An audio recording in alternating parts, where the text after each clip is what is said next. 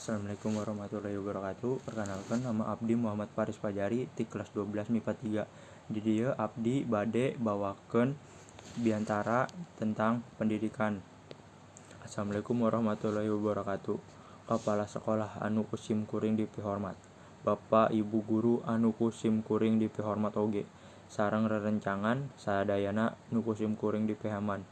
Puji syukur urang sanggakeun ka Anu Maha Kuasa nu tos ngalimpahkeun rahmatna ka urang sadayana supados tiasa kempel di dieu dina kaayaan sehat walafiat.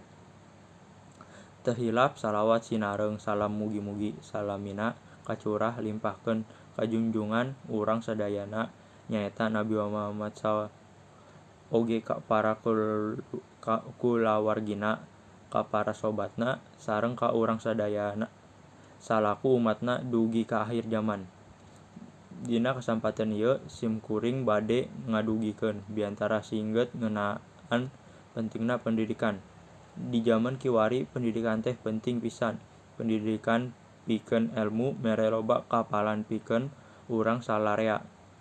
Ku aya pendidikan urang teh jadi bisa jeung ngarti pendidikan oge jadi rerencana urang kaharepna dek jadi naon. Ku meunangna elmu tina pendidikan urang bisa gampang miboga karir atawa urang oge bisa gampang neangan pagawean nu alus, pagawean nu pikahayang ku urang.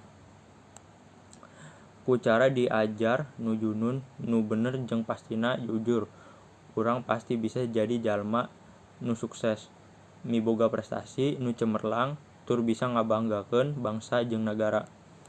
Hadirin anu salinggih rupina cekap sakieu biantara ti sim kuring.